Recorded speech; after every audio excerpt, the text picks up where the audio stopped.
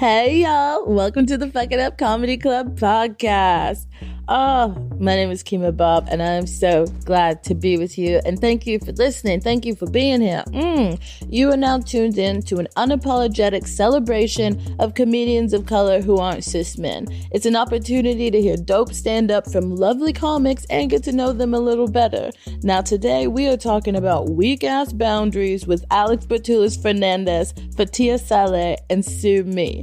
And quite frankly, we ain't had no need for fucking Incredibles this time, so we just got right into it.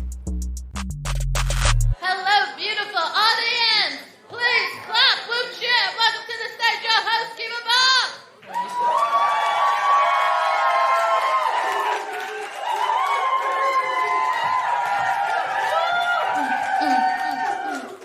Welcome to the Films of Color Comedy Club. This is an unapologetic celebration of comedians of color who are not cis men. Yes!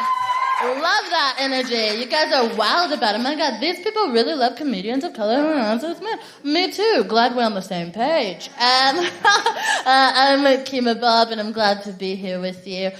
Today, I'd like to talk a little bit about boundaries. Oh, they're hard, no? So tough. Oh, recently I have had to try to form better boundaries within my love life and familial life. And oh my God, it's exhausting trying not to be violated. Jeez. Oh, it's so tough because you just kind of first you have to figure out what you want / need. Then you have to communicate that as if the first bit wasn't hard enough. Excuse me. I'm still trying to figure out how I feel. Now I have to tell you? Disgusting.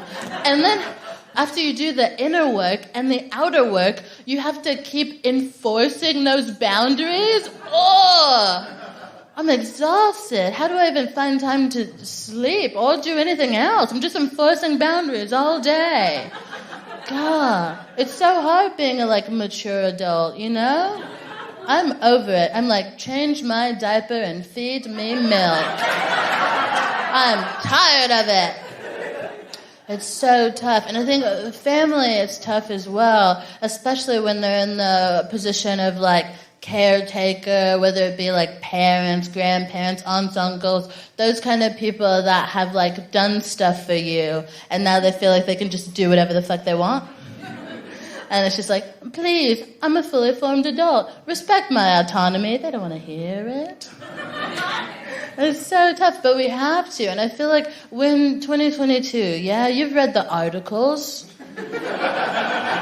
You've seen them. You've seen the articles. Autonomy, boundaries, mental health, self-love, etc. We've read them.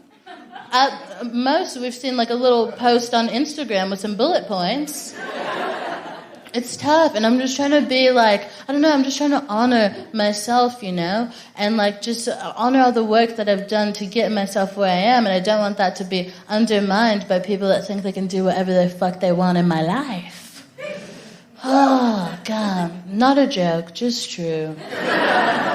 It's really challenging. And I'm going to talk more to the comedians that we have on about boundaries later. But with this podcast, you never know. I come on, I'm we're going to talk about boundaries. Next thing you know, we're talking about how someone's not afraid to be fisted. But it's important that we have that space, that we have that range.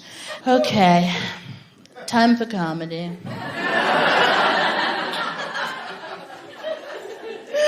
Oh, God. I feel like I should tell you a joke to transition from boundaries into stand-up, but I refuse. How about that? That's my boundary in this moment. That's actually a personal boundary. Sorry. I don't want to be hilarious, so. Welcome back. How you guys doing? Hey. Do you guys kiss?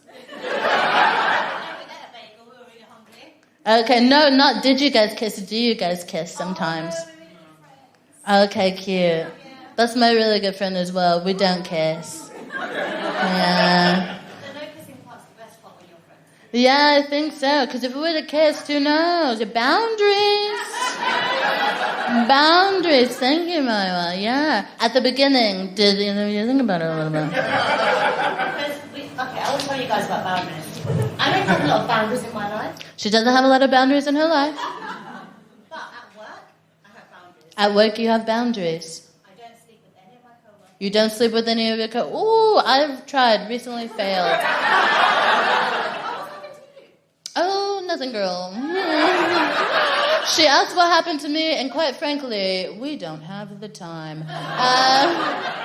Yeah, but at work, you have clear boundaries. You don't fuck with anyone you work. What do you do for work? So I work in a autistic college. So You work in an autistic college, yes. So if someone fucks me over once, I can talk to them. If they do it twice, you're done. Once?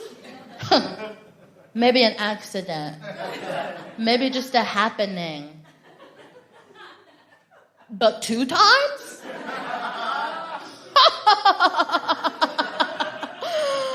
Ooh. 2 times? I love that. Oh. Yeah, what'd you say? What's up, Lyra? Everyone say hi to Lyra, our photographer, please. Yes. What's good, Lyra? Great. So Lyra is saying maybe some people... No, do you know what? I love that. So the people that pass me off, oh, trust me, they're not neurodivergent. They're just assholes. They just can't. Be like that. As someone who's... I appreciate it. That is really nice. Yeah. Oh my God. This community... Chris, did you get that? Chris, did you get that, Chris? I can't see you. Yeah, great. Wow. I just feel like we put so much on the table. And I hope that, wow. I just want to say that I'm neurodivergent and a cunt.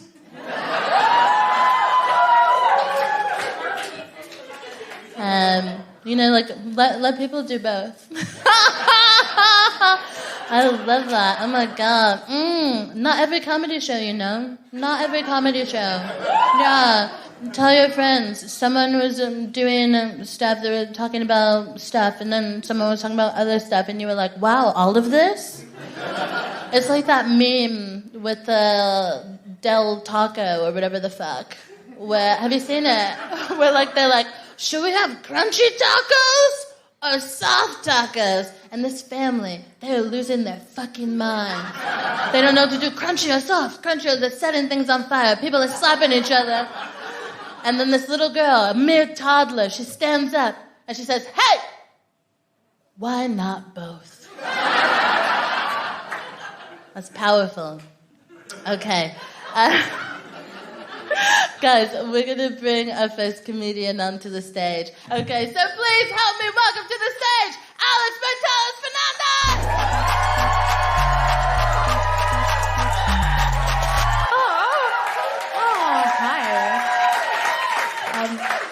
Hi. My name is Alex. I am also neurodivergent, and I don't want to be fisted. I'm actually mixed race. I'm half Indian, half English. Or as I like to tell employers, brown enough to meet your diversity quota, white enough to never call you out on it. My dad is Indian, and he sees me as Indian. My mum is English, and she sees me as English. But I actually see myself as anxious. Yeah. Anxious, depressed, a hoarder. You know, like a triple threat to myself. I need to stop telling you guys this because I'm technically not a hoarder anymore. It's just that a hoarder's quite a difficult label to let go of. Yeah. That's a thorough joke. Look how far I've come. I'm still depressed, but everyone in my family is depressed. I say the only one who isn't is our dog. But I'm working on it. My dog is meant to be a therapy dog, but she has very much given up. She has no emotional support whatsoever. Every time I get dumped, she sort of looks at me blankly This wasn't covered in my training. You taught me how to sit, not how to make men stay. My dog is a rescue, right? And I think if you're a rescue, you need to make more of an effort. Genuinely. No, like, rescues are overrated, right? Like my friend Susie, she's got a rescue, and she's always saying shit like, "Oh, it's not clear who rescued who. Look at the paperwork." Also, Susie, pretty clear who rescued who. Like, only one of you is shaking like a leaf while shitting on my carpet. My dog annoys me so much that I've started walking other dogs just to spite her. I've started using the app Borrow My Doggy. Give me a cheer if you know Borrow My Doggy. So for those of you who don't know, Borrow My Doggy, pretty much what it says on the tin, it's an app where people who can't commit to looking after a dog borrow dogs off people who can't commit to looking after a dog. Borrow My Doggy, a bit like a dating app, and that there's lots of messaging before you meet, lots of people not responding. Let me tell you, being ghosted on Borrow My Doggy, so much worse than being ghosted on a dating app, right? Well, I find myself rereading old messages, trying to pinpoint the exact moment someone decided they didn't want me around their dog. Borrow My Doggy is also a bit like a dating app in that you fill out a profile when you join. And on Borrow My Doggy, it's quite straightforward. You say stuff like, I had a dog growing up, so I know I like having a dog, or I would have a dog, but my landlord won't let me. But you can't take that approach on a dating app. Like, you can't go, I had a boyfriend growing up, so I know I like having a boyfriend. Or, I would have a boyfriend, but my landlord won't let me. Or, I used to have a boyfriend, but I had to put him down because he bit a child. Dating is very challenging. Dating is very challenging even without the apps. I often sleep with men on the first date. Men think it's because I'm keen, when actually it's just because I want to have sex before they say something problematic. I'll give you an example. I once told a guy I was too tired to have sex, and he said, "Oh, well, you could just lie there." And in that moment, I thought of my dad. Stay with me. And how when he, an Indian man, arrived on these shores at 16, he never could have imagined that one day a white man would tell his daughter to lie back so that he, the white man, could do all the work. It's just like what every immigrant dreams of. I don't want any men to feel attacked, because that is problematic, but I'm also problematic. I'm a very high-maintenance person. And I know I'm high-maintenance because my friends no longer ask me how I'm doing. They just text me, "Hope you're doing okay. Hope you're doing okay. Ask me how I am, you cowards." But you don't need to worry about me. I look after my mental health. I've invested in not one, but 2 personal trainers. Bought a pair of trainers. And actually, this year, I managed to lose all my baby weight by having an abortion. Yeah. No,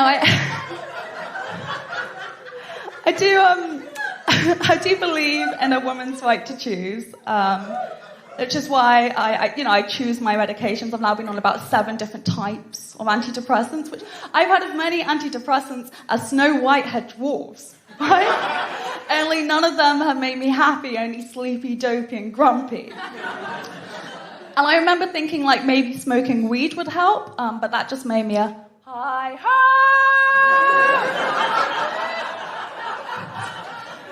Something for the Snow White fans.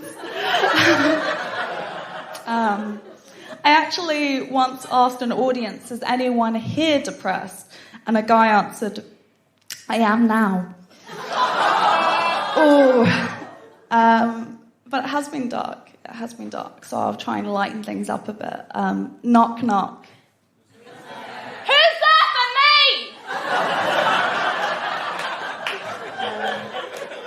I do see a therapist, but like not romantically. She's made that very clear. I actually am seeing someone at the moment. I've got a husband, not my husband, but a husband. But I want you to know, like, this guy's wife left, like, way before I knew him. Like, they're separated, so I'm not a homewrecker. If anything, I'm an upcycler. Because what I'm doing is taking this, like, broken shell of a man and trying to fix him up so he looks good in my bedroom. But it is difficult to be romantic with someone who's divorced, because I'll say stuff like, "Where have you been all my life?" And he'll say, "Trying to save my marriage." This guy and I, we had a pregnancy scare recently, not the abortion, that was a different time. And I took the morning after pill, and the morning after pill is great. Like, I don't think there should be any stigma attached to getting the morning after pill, like, especially if you shop local. And if you can't shop local, go to Boots, right? Because you can actually collect advantage points on the morning after pill. Genuinely, it's a game changer. And over time, all those points add up, and I've been able to spend those points on the condoms we should have used in the first place. I'm a feminist. But whatever. Thank you. Yeah, no. I'm glad you like that, because not everyone likes that I'm a feminist. Like, I once told a guy I was a feminist, and he said, "Oh, what's it like being a 24/7 crazy bitch?" Wouldn't know. I had to rest. But, you know, maybe I am crazy, but I think on some level we're all crazy, right? Like, the other day I read that 1 in 4 people will experience a mental health problem. And that just shook me to my core, because that means that 3 in 4 people won't. Who are these people? Like, everyone in their right mind has a mental health problem. If you're sitting there thinking, "I don't have one," it's coming. Like, if you think it's not, you're delusional. And that's a mental health problem.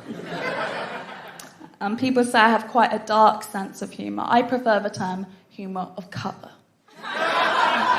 I've been at Bertulis-Fernandes. Thanks for having me.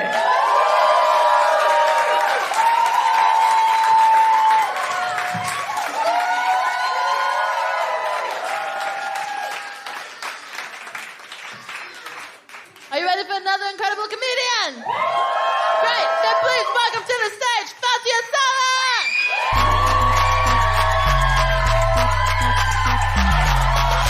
That's my friend screaming, guys. Oh my gosh. Hello, everybody. How is it going? Make some noise for yourselves.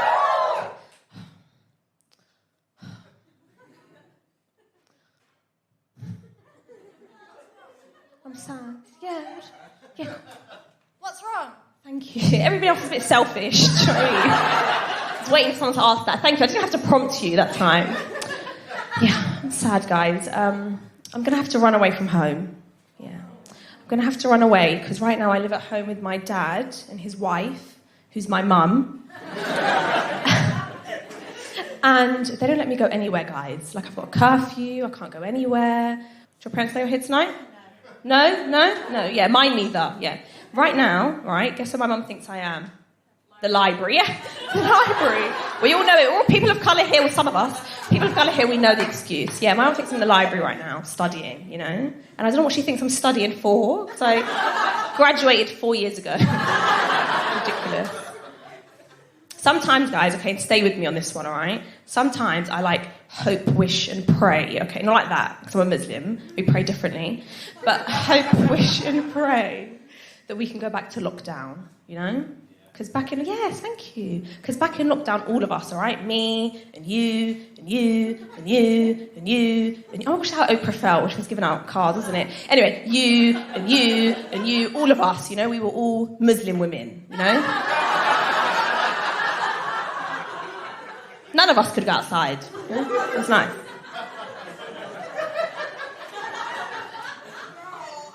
So my background, so I'm half Somali, half Yemeni. My mum's Somali, my mum's Yemeni.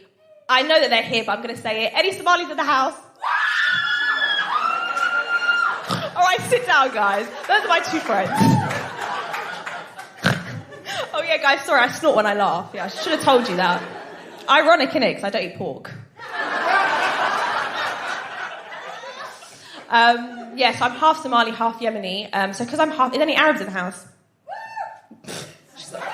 Anyway, because I'm half Arab, guys, sometimes I get, like, this urge, okay, to just, like, walk around Bond Street, you know? We've all seen them. Like, I don't have anything to do there. I just want to just walk around Bond Street, you know? Like, maybe sit outside Primark in Marble Arch. Maybe wander into Selfridges, you know? I can't afford it, but yeah. So I'm half Somali on my mum's side. Because my dad's Arab, I was actually meant to be oil money rich. I was meant to be. But what happened was, when my dad married my mum, okay, he gifted her gallons upon gallons of oil, you know? But my mum used all of that oil to cook us samosas for dinner one night. So it's gone now. It's gone. Poor.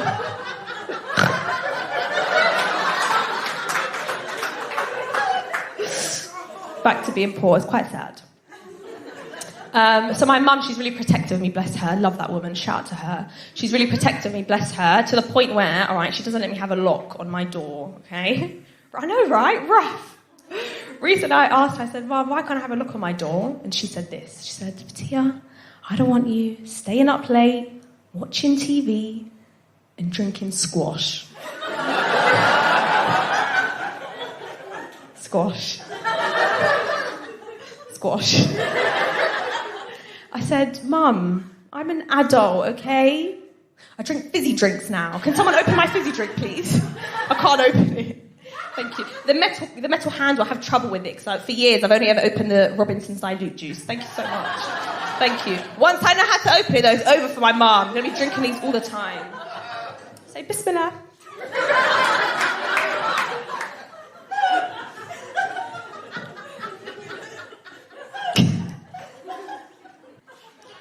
Are you in a relationship? Do you have a dog? How many eyes in Mississippi? Crowd work. Check!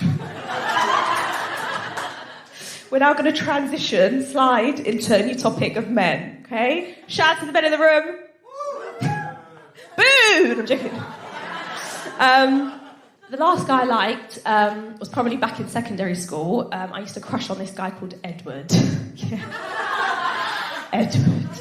Yeah, I used to crush on Edward quite hard. I used to crush on him, by the way, with feelings, not stones, just to be clear. But it didn't work out between us. The one white guy's laughing. It was feelings, not stones, okay? Gosh.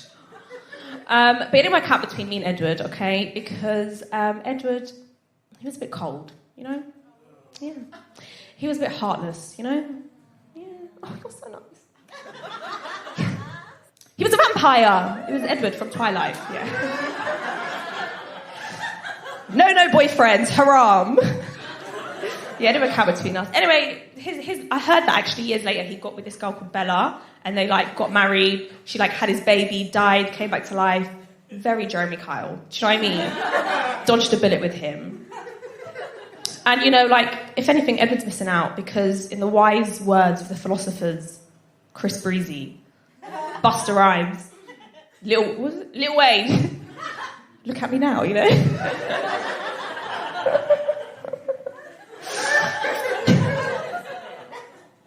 I can never tell when a guy likes me. Do you guys have that problem, ladies? Oh, you're all in relationships, all right. This is why feminism isn't going anywhere, because women don't support women. Do you know what I mean? I can never tell when a guy likes me, so a friend of mine, she gives me some advice. Okay, so if a guy likes you, I'll use you as an example again, but don't get excited, all right? Nothing's happening. You need a ring on this finger first. Okay, if you like a guy... a friend of mine said, if a guy likes you, that's what he'll do. He'll stare you down, you know? He won't take his eyes off of you. So me and the boys at Heathrow Security, we've got something going on, you know?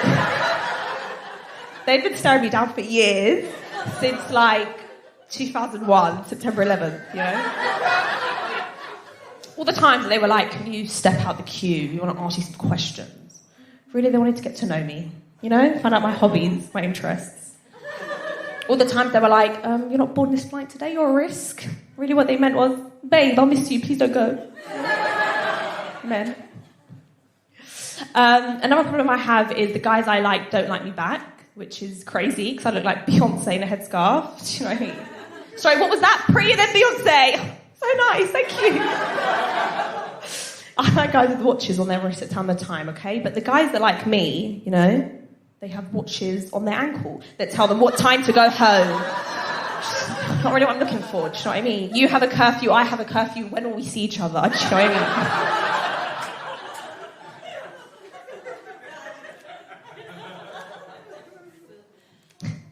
I think in 2022, and somebody said it earlier, I don't want to hear men are trash. Do you know what I mean? Thank you. Oh, she said no. I love it. We'll talk later. Don't worry. I don't want to hear men are trash. It's just, do you know what I mean? Like, oh, come on. There are good men out there, all right? There are good men out there, you know? Like the green man who told you to cross the road. He's a great guy, isn't he? You know what I like about the green man? It's my favourite thing, all right? Ladies, back me up. With other men, where do you stand? Where? So unclear. You never know. But with the green man you do, you know? On the pavement. I'm going to wrap it up here. My therapist told me, my therapist is me, because I can't afford one. It's just my voice in my head. I'm going to wrap it up here. She told me that I need to pick qualities that I like and find a partner who has those qualities, okay? A quality that's important to me. Poetry, okay? Because I'm a bit of a poet. I've written a poem. Would you like to hear it? I'll leave it here after this poem, all right? This poem is about love, and it's called Two Birds in the Sky.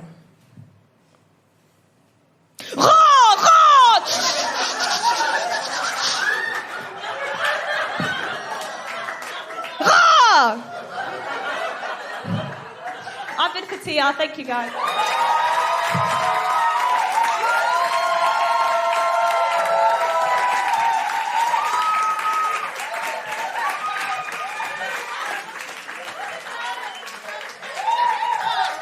Keep it going for Fathiya!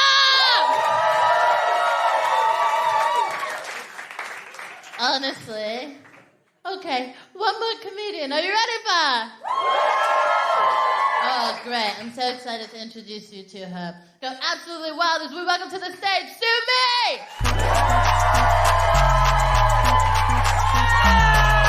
Hey! Hello, hello, hello! Give me a cheer! Go on! Hello, hello, hello! So my name's Sue. I'm from London. Any Londoners in? Hey! Now I know what you're thinking. I sound like I'm from London. But I look like I'm from, yeah, you guessed right, pal, East London. Yeah, not quite sure what you were thinking, mate. So my name's Sue. Contrary to belief, I'm not a 40-year-old white woman. No, I'm not a Susan. I don't want to speak to the manager. You know, I don't want to perform a citizen's arrest. You know? Yeah. Me, I'd much rather write a passive-aggressive email than never send it. You know? That's more my kind of vibe. I'm also Asian. Oh no, shocking! Yeah! It's not the lighting. No! No jaundice, no! I'm just a slightly darker shade of canary on the Dulux palette. Yeah. I'm proud of it. I've been pretty much Asian my whole life, you know. Yeah, it's a full-time thing. I don't fuck about. Do you know what I mean?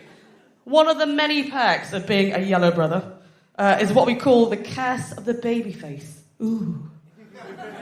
Now what is that? Nobody asks. Anybody want to guess how old I am? Just a ballpark guess. Give me anything. I'm 105! I'm 105 and still young. I'm like an Asian Benjamin Button, you know? Yeah, like the saying goes, you know? Asian don't raisin, yeah? Yeah. Oh, yeah. Oh, yeah. Black don't crack. Yeah. And white, you're right, you know. Yeah. You hang in there, mate. Now... Oh, Jesus. You know, now there's a lot of stereotypes when it comes down to Asian people. So, for instance, a lot of people think that Asian women, that we're exotic. Blech. What the fuck is that? That we're demure. Yeah. And that we're quiet. We're quiet. Yeah, we're really quiet. We're quiet. And also that we're submissive. Submissive? Only when I'm getting pegged. Do you know what I mean? Yeah. Fuck yeah. I'm kidding. I'm doing the pegging. You know what I mean? Hey, up top. Yeah. Whoa. You really enjoyed that. Mine was a joke, but I don't think that was a joke, mate. Ugh, yeah.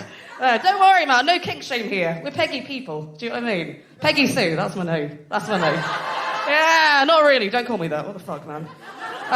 So yeah. If you ever feel like you ever want to date an Asian woman, I'm going to sing you a song, guys. Yeah! So give her lots of love, yeah? I'm going to sing you a song. Talk amongst yourself. Just going to grab this over here. So basically, what you should never, ever say to an Asian woman, okay? Now, does anybody like rock and roll? Yeah! Well, I'm not going to play that, no. No, I'm going to play some jazzy R&B. Yeah. Oh, yeah. Oh, yeah! Things are going to get sexy. Everybody take their pants off. What? I'm not on your TV.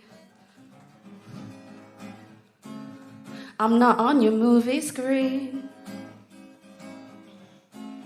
Won't be at the Oscars.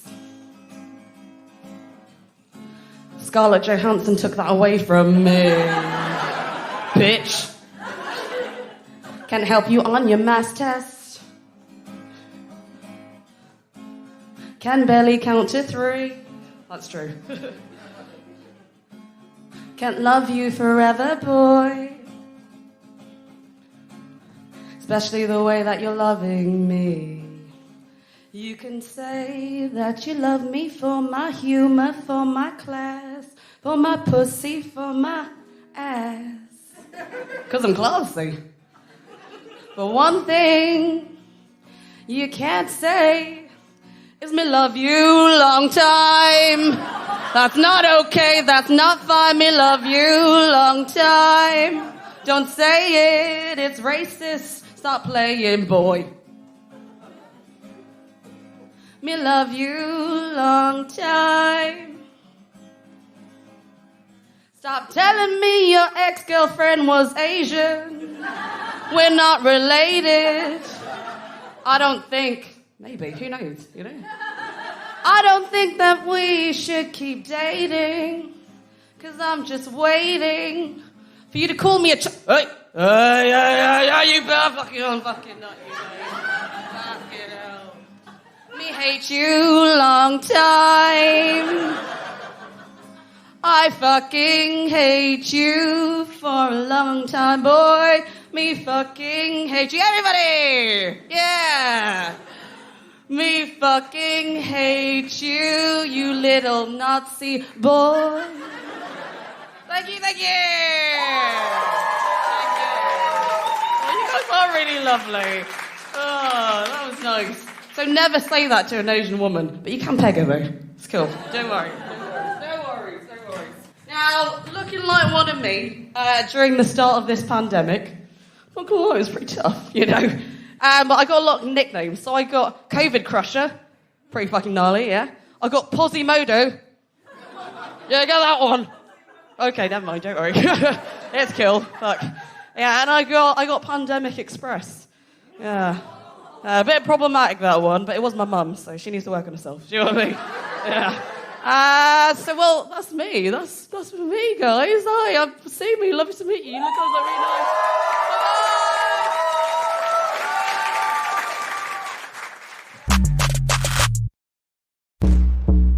Hey, it's me, Kima B, letting you know that if you like listening to us fuck it up in your house, if you like listening to us fuck it up in your car or on your train, you will absolutely love being in the room where it happens. We usually record our episodes in London in front of a live audience, and let me tell you, it's one of the most beautiful audiences I've ever seen, and I would love for you to join us. For more info, check out Fuck It Up Comedy on Insta or Twitter, or go to fuckitupcomedy.com. Now it's time to welcome back all the comedians you've seen this evening. Please welcome back to the stage, Sue me, Bertulis-Fernandes, and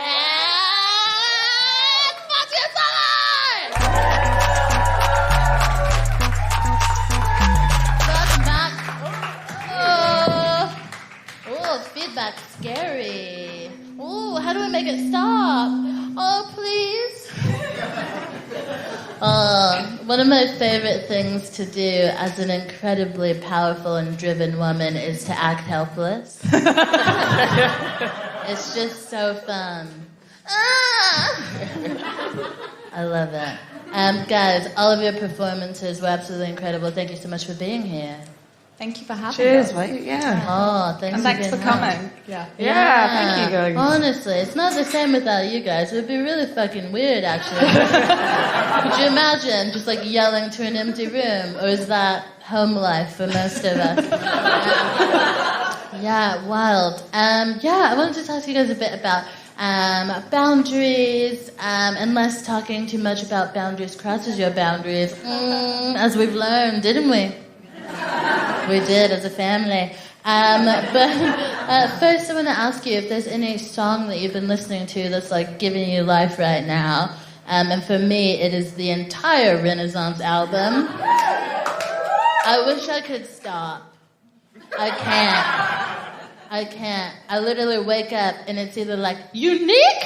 And I'm just like, look, obviously you guys haven't been listening, have the same issue that I'm having.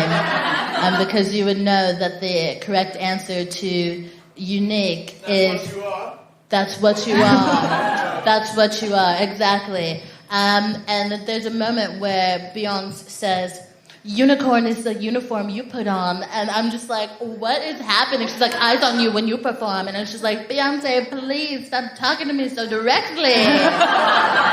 Honestly, I feel attacked in the best way. It's so good. But anyway, is there any songs that you guys have been listening to that's been giving you a bit of life? I've been listening to Never Enough from The Greatest Showman on repeat.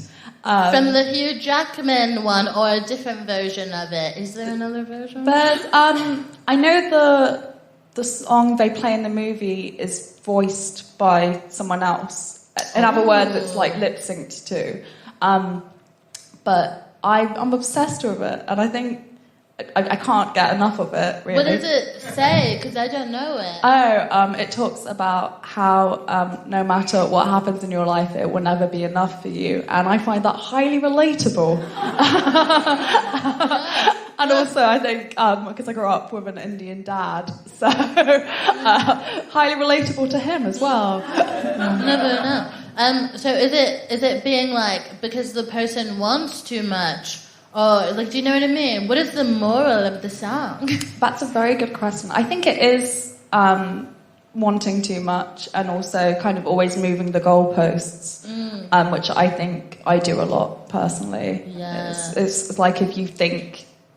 I can find something really difficult, and then if I manage to do it, I'm like, oh, it must have been easy. It never becomes... So this is turning into a therapy session. I know what you mean, though. It's really hard to start moving it. Yeah. And that thing, I don't know if I've really heard anyone else like put it into words, but that thing of like, when you do something that's quite challenging and then being like, obviously that must not have been hard. Yeah. Like, do you mean? It's not like, oh shit, you did that. Yeah. Good job. Yeah. You know, you climbed that mountain. It was like, was it ever a mountain? Yeah. Or was it always a big hill? Yeah. Weird. Okay. I mean, that song's clearly not been bringing me that much joy. It does sound like it has a powerful massage, though, and we love a good massage.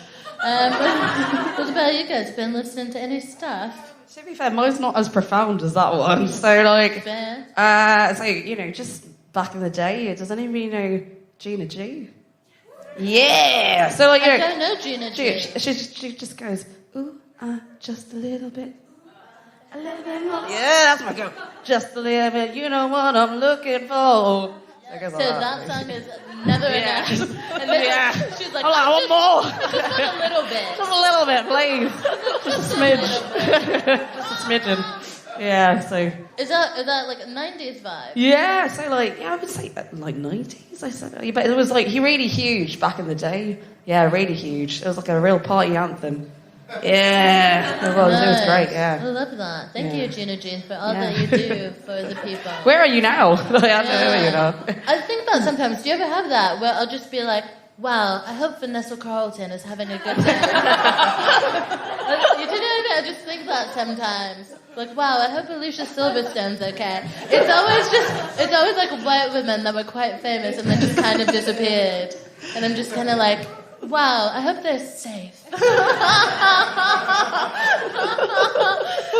about you, Fathiya? I don't really listen to music. Yeah. It's quite awkward. Yeah, I don't really listen to music. Oh my god, do you just listen to your own thoughts? Yeah. Honestly, Sounds terrifying. or sometimes I just purposely leave my headphones at home. Yeah. If I do take them, I listen to like a podcast or like a lecture or something. So do you just do you like to just be present in the world? Maybe, yeah. Where are my friends? I'm scared. I don't listen. I don't listen to music very often either, and I found when people used to ask me, like, what's your favourite music, and I used to tell them I don't listen to it very much, they genuinely acted like I was a psychopath. So I've learnt to talk about the one song I listen to on repeat. I feel like I almost listen to music like a compulsive amount. Like I'm just like, silence in my home? Oh, unique? Yeah.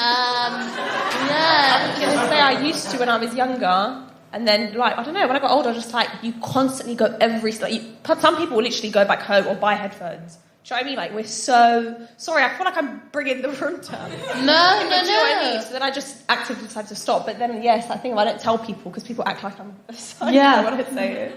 So I just don't say anything. But you asked the question, what have you listened to? And I haven't listened to anything. I love that for you. I'm terrified by the idea of doing that personally. But yeah, holy shit, this is fucking wow. Maybe I'll just listen to the world. Or maybe I'll just listen to society from now on. On the topic of boundaries, like, are you guys good at setting them? Like, at work, at play? Alex is like, no.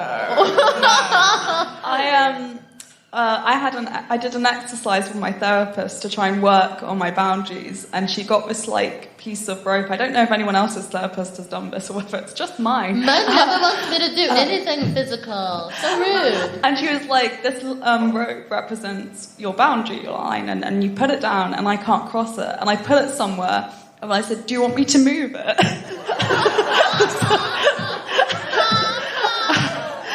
And even when I've tried to get better at being assertive and less apologetic, I will ask permission first. So I'll be like to my friends, I'm going to be more direct with you in the future, more assertive. Is that okay? It's not good. I hope you don't mind, and if you do mind, then I will completely back off of what I was attempt to do. Oh my gosh. What about you guys? See, I'm probably the same. I'm not really great with boundaries. No. To be fair, I think I'm one of those people, if I meet someone and I really like them, I give them the world. Yeah. I mean friendship, romantically, both? Just everything. I just give them everything. And then obviously if they hit... Because any Scorpios in the house? Yeah. What are you guys about? It's water signs. Yeah. We're super emotional, very loyal, very intense, very friendly. But if you double cross us, dead. Do you know what I mean? We'll walk on your grave and dance. Honestly, we will. You're dead to us. But we are very nice in the starting point. But just don't double cross us because we will haunt you. But boundaries, not boundaries. Never cross them.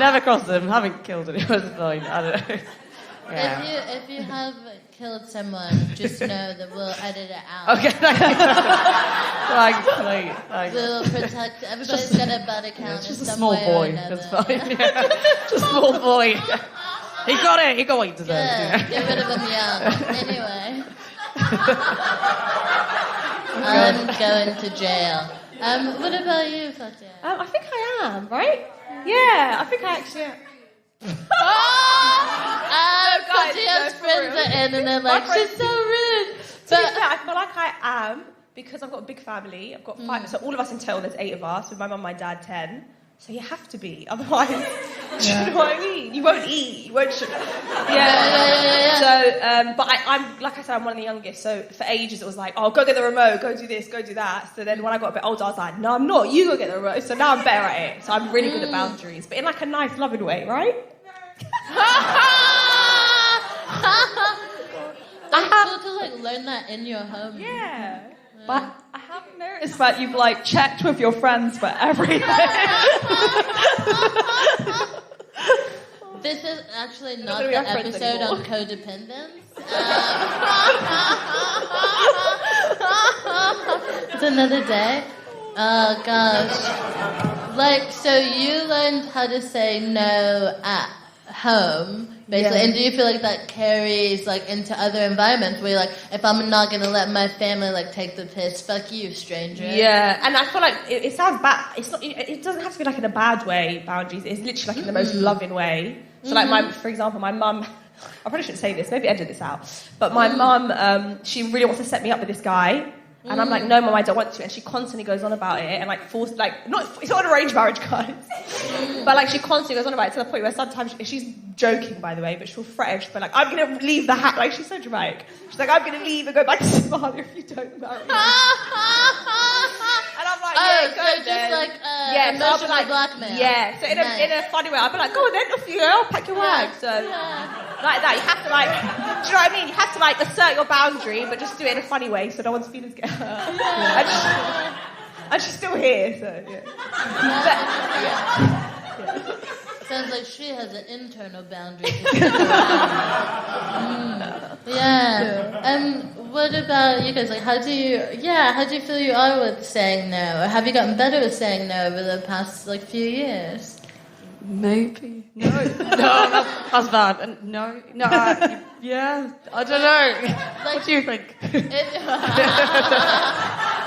If you get offered a gig that you don't want to do, yeah, do you do it? I'll do it. Yeah, I don't.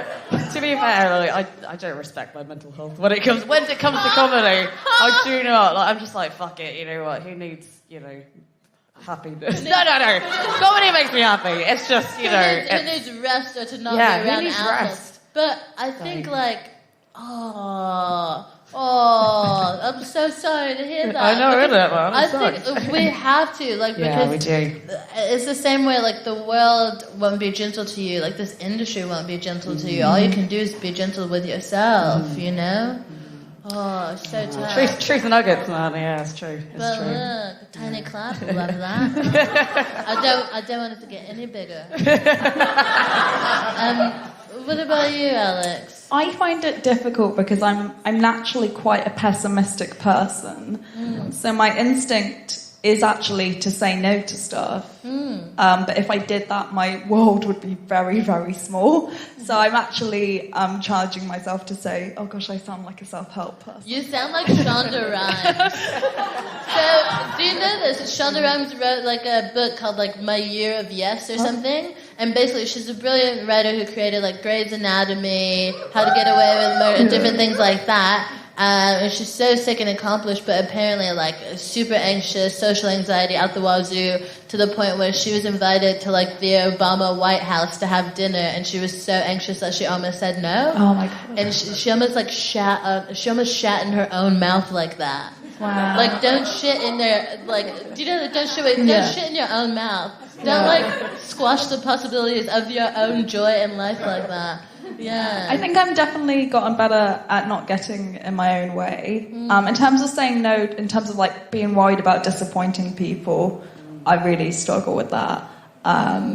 It's not funny, it's just true. I hear you. Yeah. It's tough though, like to not take on like other people's feelings and emotions too much, but at the same time not be a cunt and be like, I don't care how you feel, fuck it. Yeah, exactly. And often I'm like, well, I'm not going to be happy in either situation, so we might as well do what you want. Oh shit! We gotta call somebody. Get that therapist and that rope in here. It's so wild. Can I ask you, has comedy helped you to like process any stuff, or like to heal any stuff that you've been going through? I feel like a lot of like fuck you racism. I'm gonna try to like minimize the sets that I've just seen into a few words. I hope that doesn't feel. But there was like these things are not okay. There's a bit of these things are not okay. And there's a bit of I'm not okay. But I feel like like there was a lot of, and it wasn't like being like, here's my trauma by any means. I don't think it was as simple as that. There was art, but I just wonder how like comedy has maybe helped you guys to process or channel some of that energy.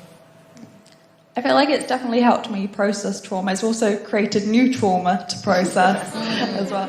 I think it is nice because usually if something horrible but funny happens, you know, you might tell a friend, but that will be it. And then you're just like, oh, this has emotionally scarred me.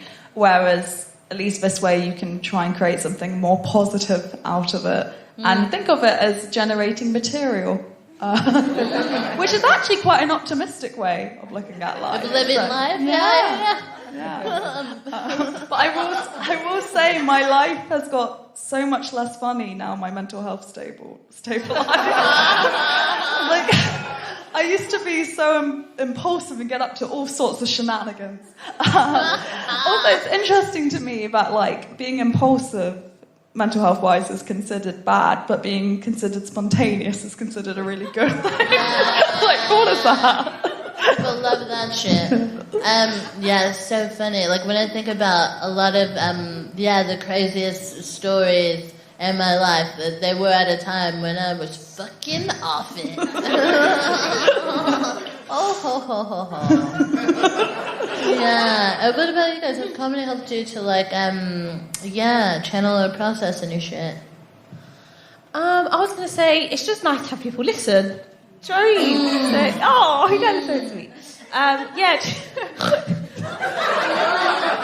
So it's just like writing. Yeah. And then you write, and then you go to somewhere and like a room full of people listen to you. Yeah, it's quite nice. Yeah. You said a couple of times in your set, you were like, I'm not that funny. And I just want to say, you really fucking are. You're fucking hilarious. Honestly. And it's quite like, you have a presence that some people try to buy, but they cannot, honey. So you just have that. Thank you. I hope you feel that. And I was so glad to listen to you today, dog. Yeah. What about you, Sue? To be fair, like, I actually find comedy quite healing for me. Like, I think it's just because, obviously, with the whole, like, going out and just exposing yourself, like, not exposing, like just, you know, being very vulnerable. You know, it's nice just to talk about shit that you care about. And then, obviously, sometimes people don't like it. But then there's some people that do like it. And that's quite nice. And it's nice to have friends, you know? Yeah, because you make friends, and, you know, I like having friends, and so that's cool.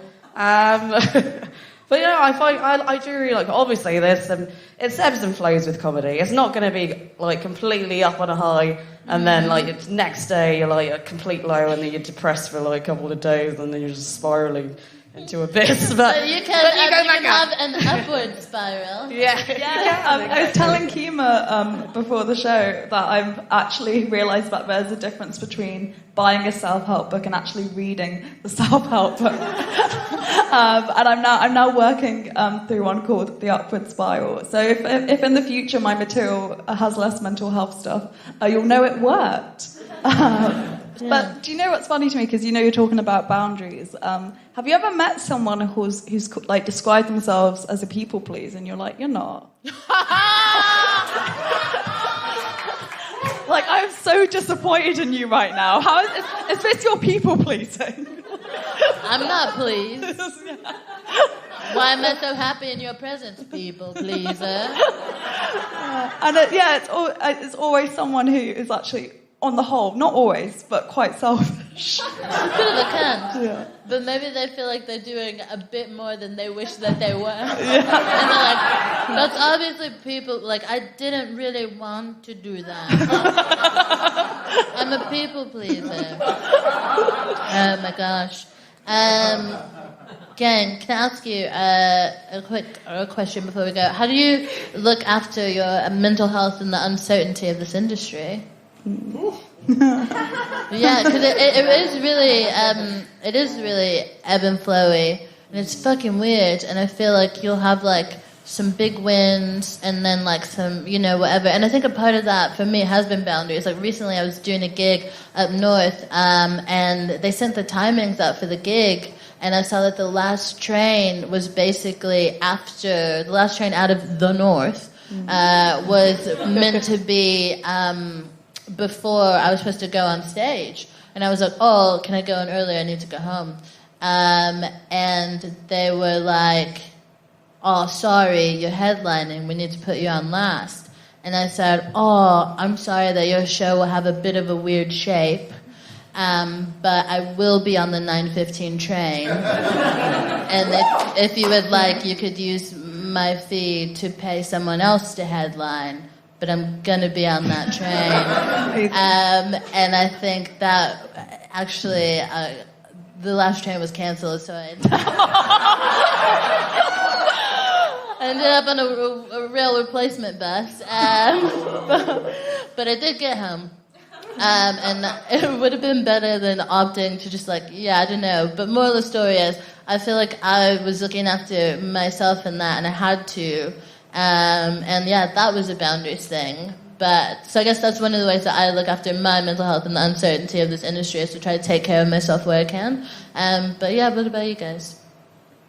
Yeah, I'd say a similar thing. I'm not as good as you are with the boundaries, because I'm often like, oh, I don't want to get a late train home because I don't feel safe. But then I don't want to give the booker like a narrow excuse not to book a woman or a non-binary person.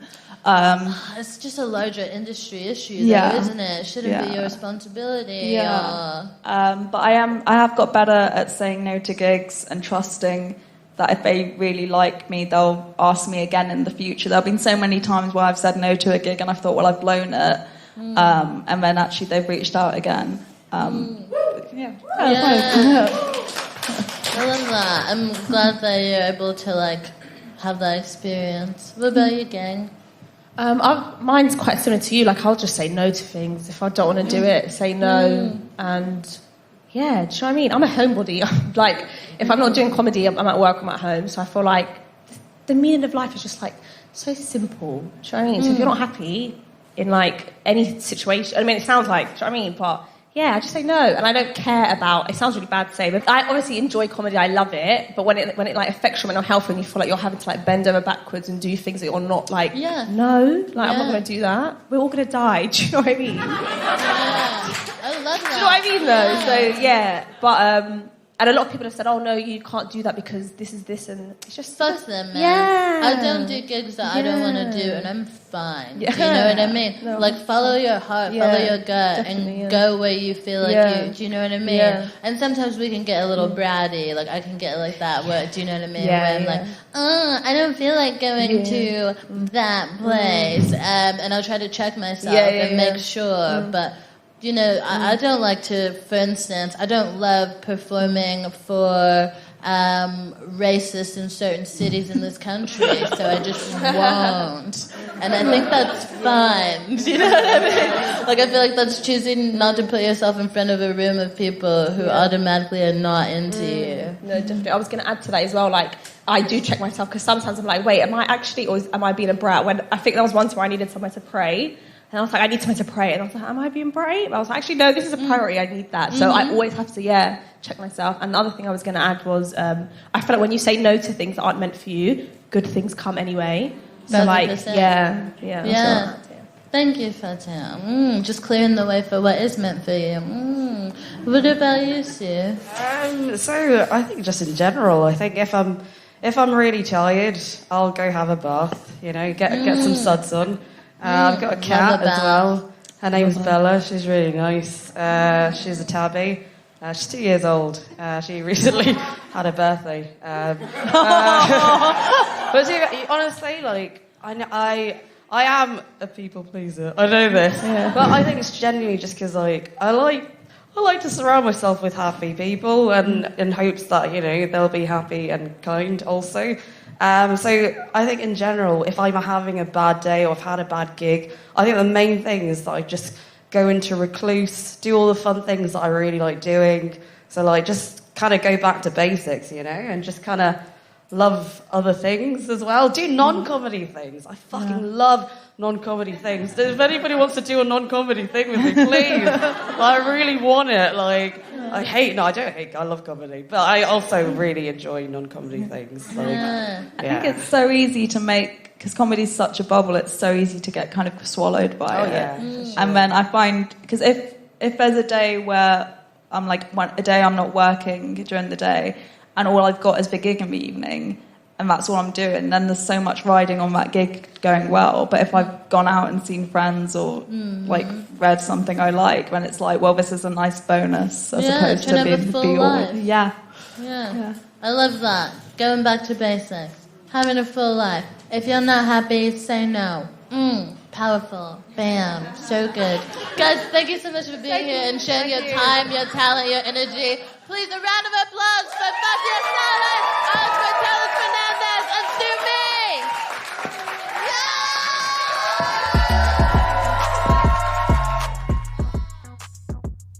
Oh, what a good time. Love a bit of honest discourse under the guise of comedy.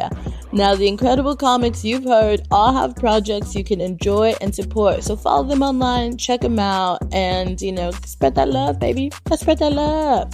And if you've liked listening to this, tell a friend, tell us. Quite frankly, I see the numbers, right? And people are listening, and I appreciate that. But if nobody tells me directly, I don't believe it. So if you've enjoyed listening to this podcast, tweet at us, tweet about us, and let us know. And let us know if there are any comedians that you'd like to hear on the podcast. Do you know what I mean? Anyway, the Fuck It Up podcast is brought to you by the Femmes of Color Comedy Club, the House of the Guilty Feminists, and is a part of the Acast Creator Network. And we will be back in London with shows on September 16th, October 4th, and October 20th. And the Fuck It Up NYC crew is always up to something as well. Anyway, hope to see you in the streets. And if not, hope to be, in your ears again. Oh, it's too meta.